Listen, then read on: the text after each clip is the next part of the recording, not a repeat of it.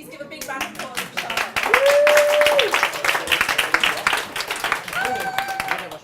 Go for it.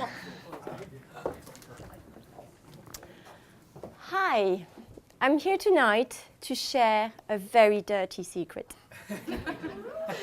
So, could you please raise your hand to tell me how many of you do wash their hands after going to the loo? Yeah, sure.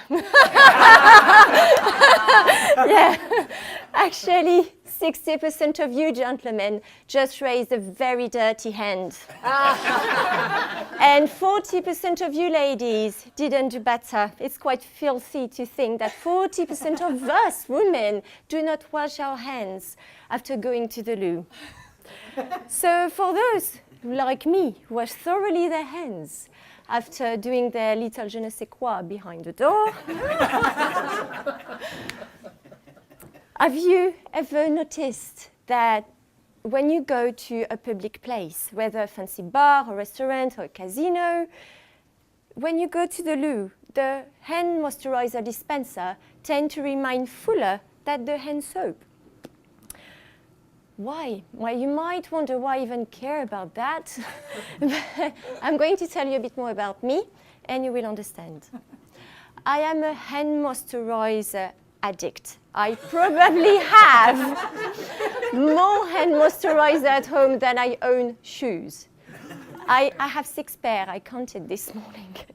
So, but more importantly, I am a customer experience advocate, and I am a business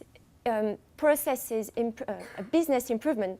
Oh, sorry, I'm losing it. I am a business improvement processes adherent.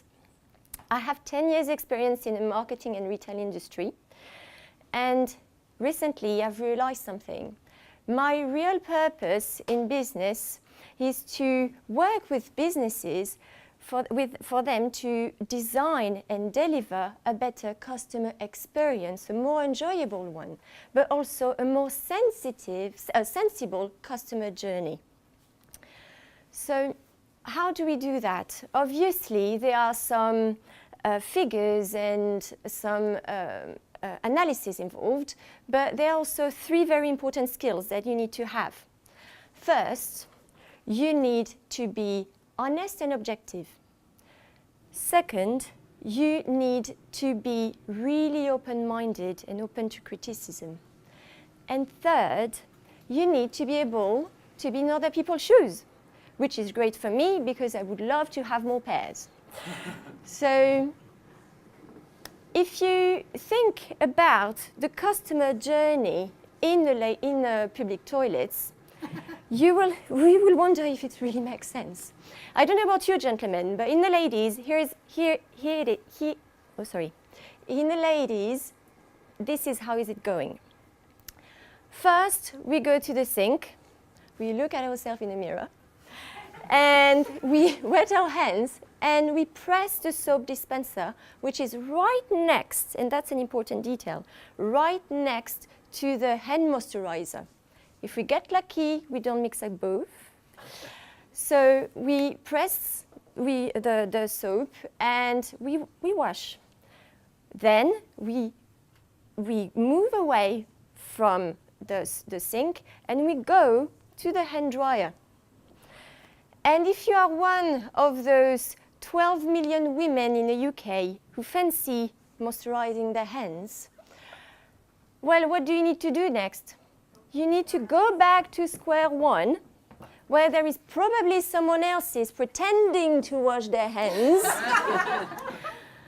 But obviously, you want to avoid going this very great British problem, which is annoying someone and feeling sorry and constantly apologize for being there. So what do? You just don't use the cream. You go away. And you need to think about something. What's going to happen?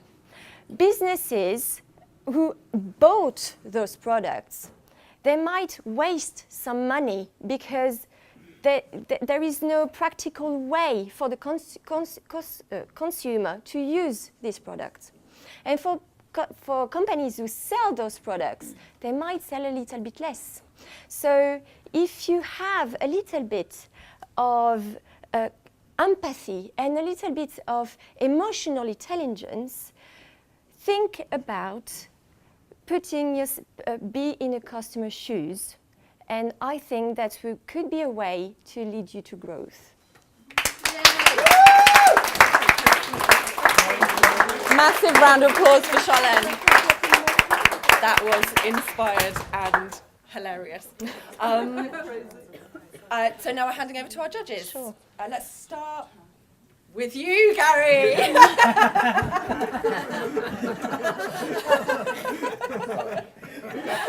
So, my darling, you're amazing. Your character is so engaging.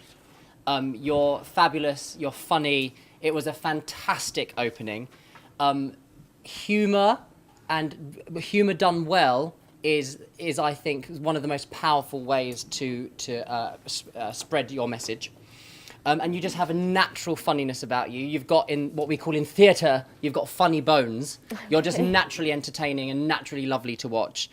And you are so yourself, which is, one of the other keys to public speaking.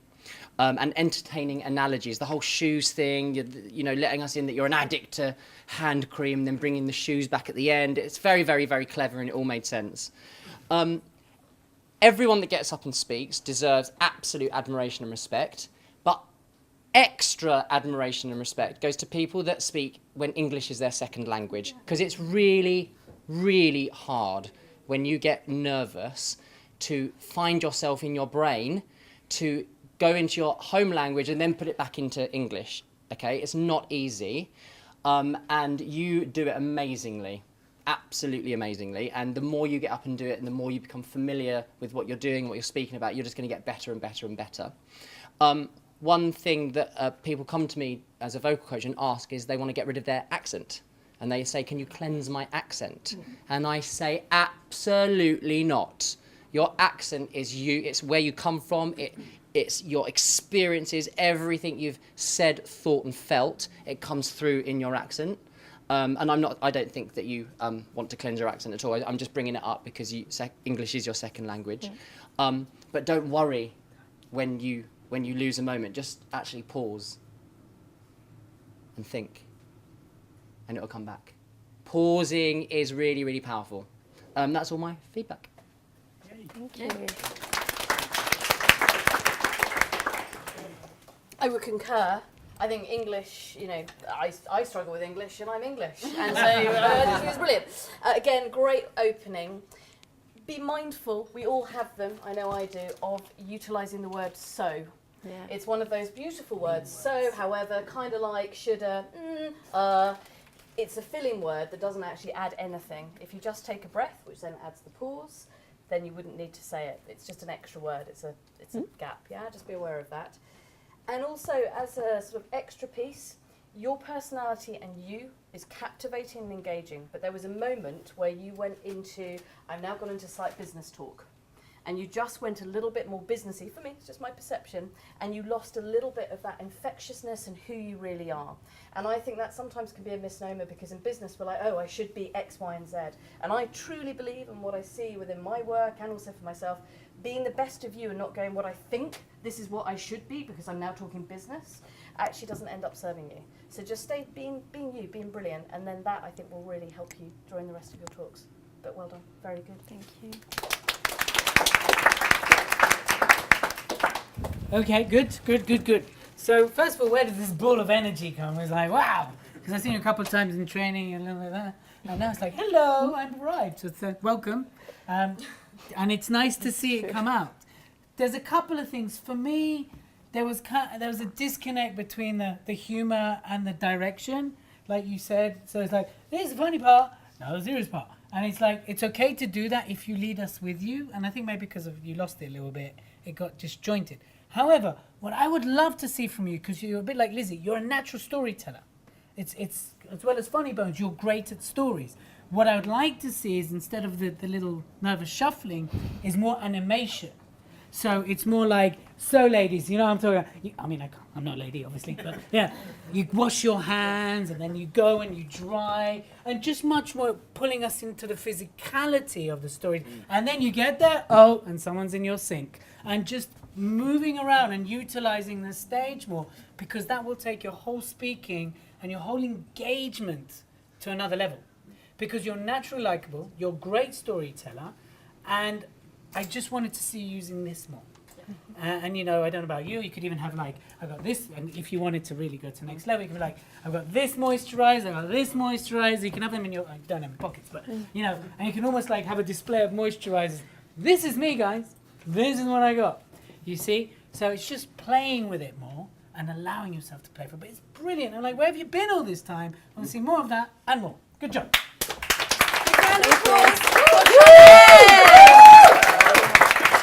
Thank you. You're amazing.